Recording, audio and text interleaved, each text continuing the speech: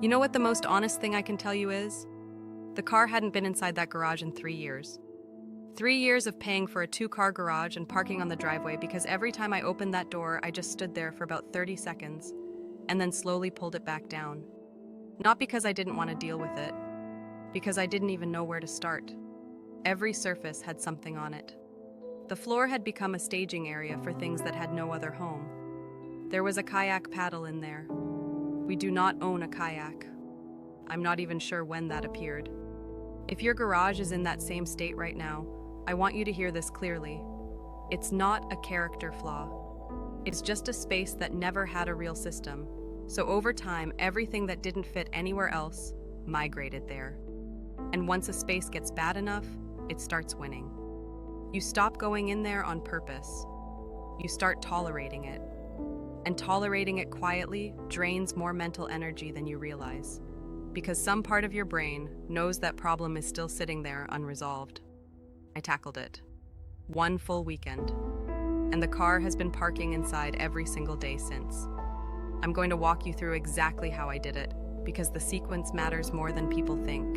And doing it in the wrong order is part of what makes this project feel impossible. Stick with me, because there's a specific step in this method that most people skip entirely. And it's the one that makes the difference between a garage that stays organized and one that's back to chaos by October. Before anything in that garage got touched or moved, before a single box got opened, I did a full walkthrough with a notepad. Coffee in hand, 8 a.m. Saturday. I walked through and wrote down every loose category I could identify. Pools, sports, garden, holiday bins, automotive, random large items, unknown boxes. That's it. 20 minutes maybe? But it changed how the entire weekend went because it revealed something immediately. I had more unknown boxes than made any sense. Unknown boxes are boxes that survived a move, maybe 2 moves, without ever being opened. And I made a rule on the spot. Every unknown box is guilty until proven innocent. If it sat through an entire relocation without being opened, there is almost certainly nothing in it that needs to keep living in the garage. That rule alone filled 3 garbage bags before noon. Now here is the step that feels counterintuitive. Everything comes out. Not category by category, not section by section. Everything. You pull it all out onto the driveway and the garage sits completely empty. I know that sounds overwhelming. It's actually the opposite. Because when everything is outside in daylight, spread across the concrete where you can see all of it at once, 3 things happen immediately. The categories become obvious, the duplicates become obvious, and the things that genuinely have no business being in a garage anymore are impossible to ignore. Inside the garage, they blend into the background noise. On the driveway in the morning sun, a set of patio cushions with no corresponding furniture and 4 cans of spray paint in colors that don't match a single wall in the house are very hard to justify keeping. Work through 1 category at a time and do not skip between them. Tools first, because that pile is usually larger than expected and sorting it sets the tone. Pull every single tool, including the ones on the pegboard. Hand tools in one group, power tools in another, hardware and fasteners in a separate bin. Then get honest about duplicates. 1 backup is reasonable. 3 of the same drill bit size in different states of rust is not. The rule I used: if I haven't used something in 2 years, it goes.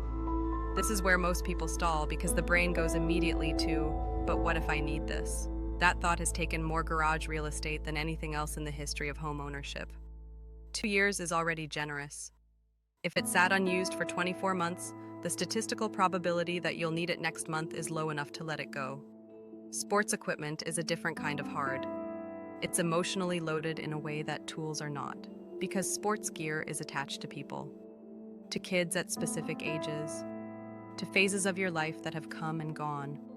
The bike your daughter outgrew, the ski stuff from before the knee surgery, the yoga mat that witnessed exactly 1 January resolution. I had a bag of baseball equipment in there for a kid who switched to soccer in 2023.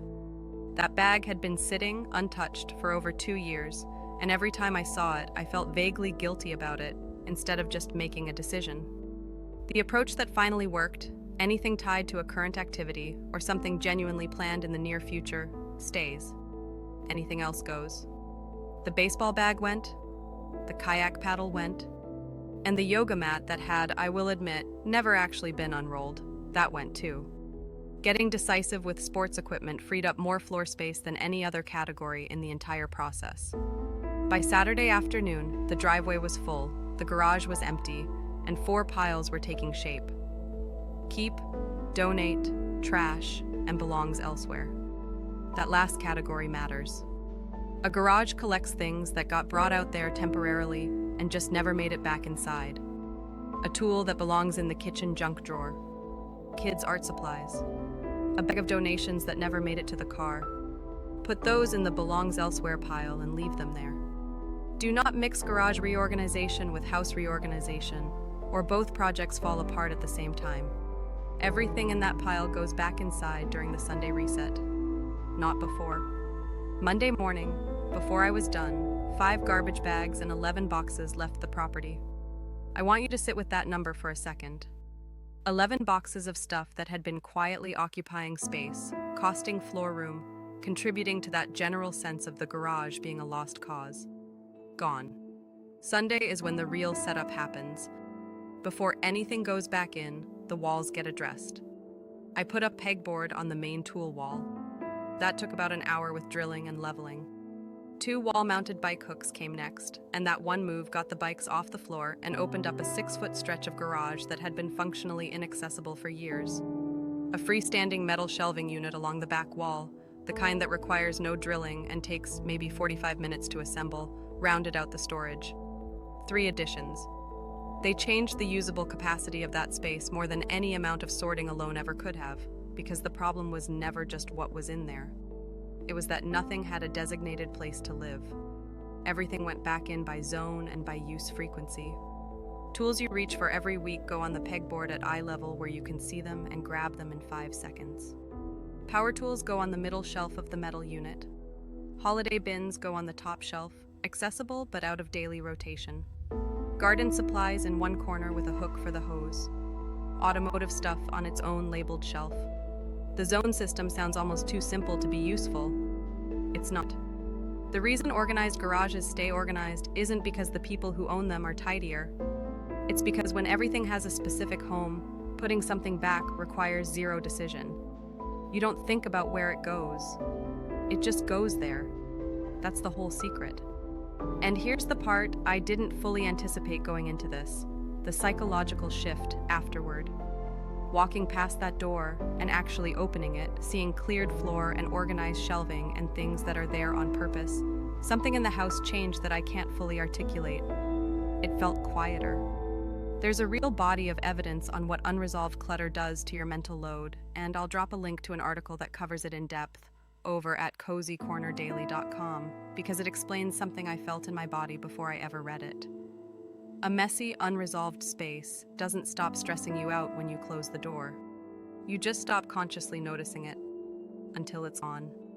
And then it's very obvious what you were carrying. Maintenance after the fact is almost embarrassingly simple. 10 minutes after any project to put tools back where they belong.